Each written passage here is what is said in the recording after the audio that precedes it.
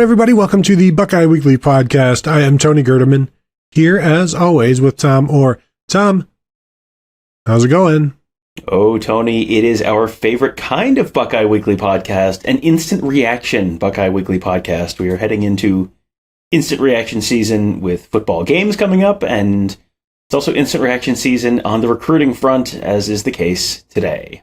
Yes, instantly reacting to the just released announcement that Jeremiah McClellan has committed to Ohio State, 4-star wide receiver out of St. Louis Christian Brothers College, which has also produced former Buckeyes Cam Babb and Cameron Brown. McClellan is ranked the number 18 receiver in the nation according to the 24/7 composite, the number 108 player overall, 6 foot, 190 pound, really dynamic player after the catch. If you go to check out his junior season huddle highlights, just look at the first play to give you an idea of what he can do. It's a deep shot down the sideline. He has to slow up for it and basically stop on a dime and catch the ball as the defense flies past. Then he kicks it up a gear and runs through the defense again.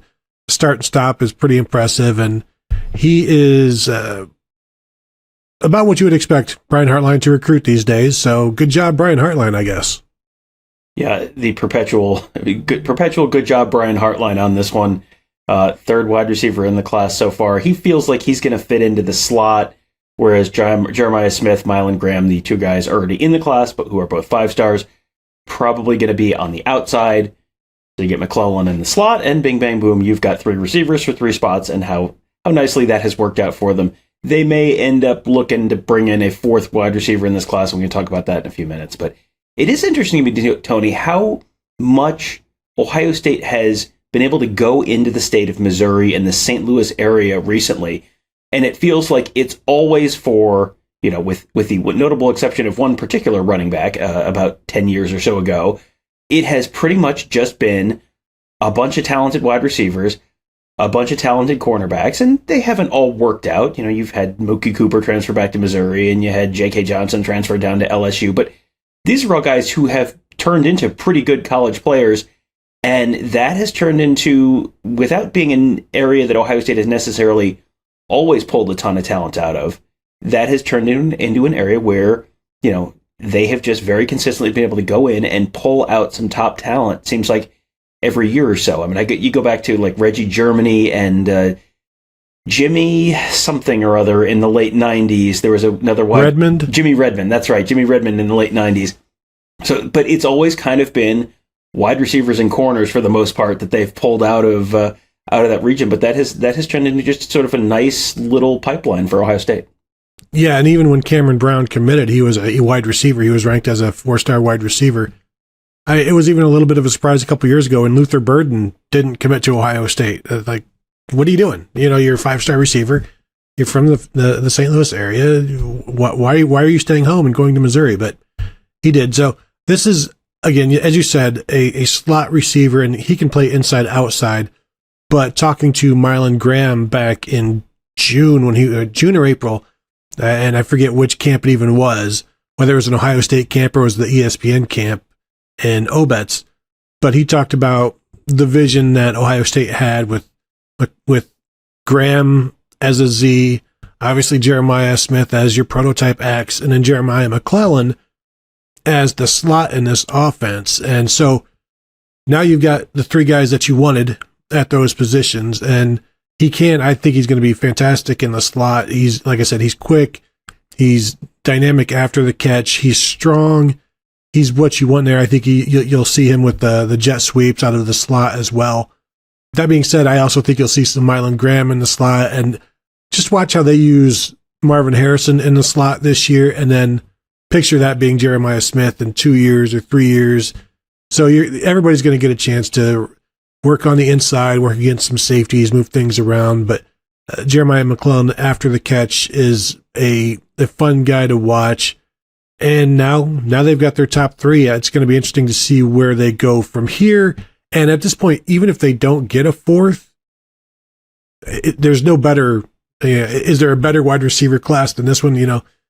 Not yet, I would say. We'll see what happens over the course of now to December to February. Yeah, I mean, but they've already got the number 1 receiver in the class in Jeremiah Smith, the number 6 receiver in the class in Mylan Graham, and now Jeremiah Smith, who's the number 17 or 18, depending on which service you want to look at. But, I think one thing that is encouraging to me about this class is if you look at some of the guys who have not worked in the slot, when you're looking at guys who are getting brought in as a slot guy, you look at Mookie Cooper, Jalen Gill, guys like that. Those were generally guys who were in that 5'9", 5'10" kind of range. And I think part of that is that that size player doesn't necessarily translate to the outside. So you're a pure slot guy. So if you don't work in the slot, you don't work.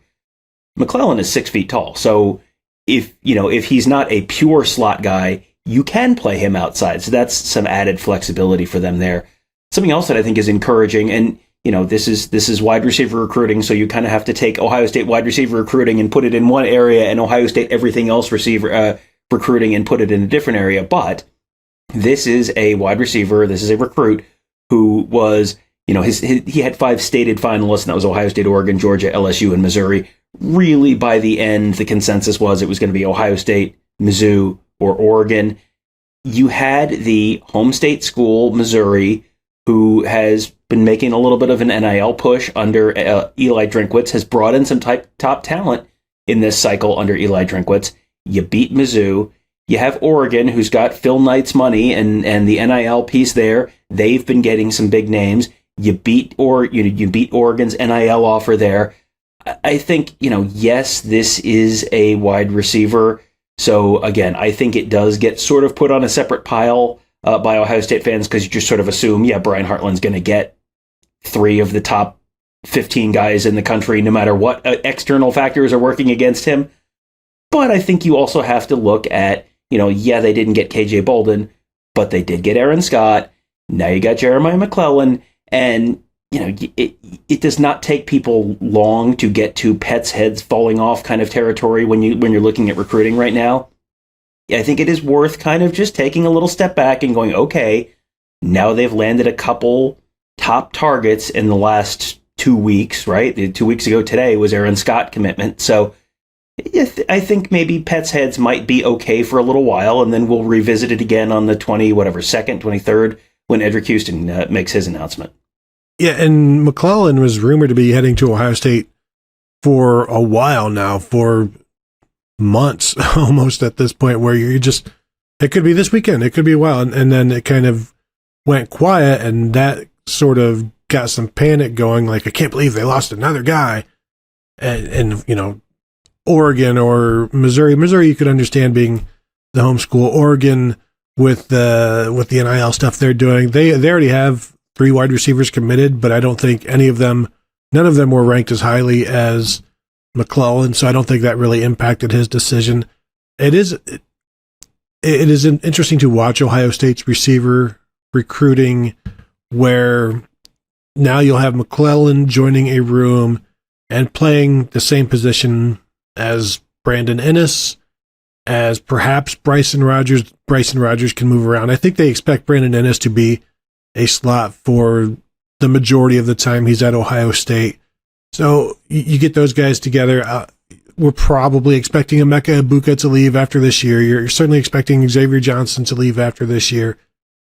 So there's going to be opportunities, even for a true freshman, to get into that role and make some things happen. Of course, there'll be special teams opportunities as well. And you mentioned some of the other guys they've recruited. You didn't mention Caleb Brown, who fits that same mold that you were talking about, that undersized guy, that they're just, for whatever reason, it just doesn't work out. This is, it's like Ohio State's white whale at this point, that, they keep trying, but they're not trying here. And you've got guys that can play anywhere and can't be pigeonholed. And so now you've got these 3. Now they turn to perhaps a 4th, and right now Chance Robinson, I think, is the guy that is next up. He's committed to Miami. He's St. Thomas Aquinas. So you want to talk about pipelines? There's certainly an Ohio State pipeline. It's about 6'2", 190. He's looks really strong. He's been committed to, like I said, Miami. Just recently got the Ohio State offer. the thing about that is, yeah, it's great to have an Ohio State offer, but when you're a 2024 kid and you're just now getting the offer, obviously there is a totem pole, and you were towards the lower end of it, and you have to get through that. You have to make amends. Just the player has to be accepting of the fact that he wasn't first on your list, and it doesn't sound like Ohio State has lost their chance with Chance Robinson. Hey. No, it does feel like that's an area where at a lot of positions you might kind of feel like you've got to dig out of a little bit of a hole with a player if you've sort of sideburnered them and then are trying to bring them back in. With Brian Hartline, the track record is there that if you go through your career with Brian Hartline, you're probably going to have a very productive career. You're probably going to be, you're at least what, 40-50% chance of being a top half of the first round draft pick. I mean, that's a track record that's hard to ignore, and I think that makes it a little easier for people to ignore the other stuff and still kind of take a leap on that. And if they're going to add a fourth guy, they really almost certainly has to be a flip at this point, because I just checked, and out of the 35 with McClellan now in, he was one of only 3 of the top 35 wide receivers who was not already committed. Now he's in the barn for Ohio State, so now you're down to 2 of the top 35 receivers in the 2024 class who are still available. One of them is Ryan Wingo, who is also from the St. Louis area. He is seemingly ticketed for Mizzou at this point. He's a 5-star prospect. And then Micah Hudson out of Texas. He is, the crystal balls right now say Texas Tech, but we'll see whether Texas Tech can hold off everyone else NIL-wise and everything else to get him. But if you are going to bring in a fourth wide receiver, and I think they would like to if they can, if the numbers work out, you're probably going to have to do that via a flip rather than just landing another commitment. The situation at Texas Tech is interesting there because everybody loves Joey McGuire, and Micah Hudson is the closest thing I've seen to Garrett Wilson since Garrett Wilson. So I know Ohio State was involved early with him, but looks like he'll stay in that area of Texas. Interestingly, with Chance Robinson, he committed to Miami in April, took an official visit to Penn State in June, an official visit to Florida in June, official visit to Miami in June. Are the official visits now unlimited? You just can't go to another place twice. Is that correct, right?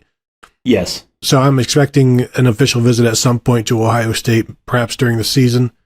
And the Miami recruiting situation with their NIL sugar daddy is going to create a lot of issues and cloud everything. So whatever Miami has committed right now, good luck. Yeah, I mean, Miami's a program that does not have a ton of development success or on-field success to sell right now, and so there's been a lot of, when Ohio State lost Mark Fletcher, the running back, to Miami, you heard, NIL played a big part of this. I'm sure everyone, when they think of Miami boosters, they think of Nevin Shapiro, even when you think of disgraced Miami boosters. Now I'm going to blank on his name, but the guy from LifeWallet.com. John Ruiz? Yeah, John Ruiz, yeah.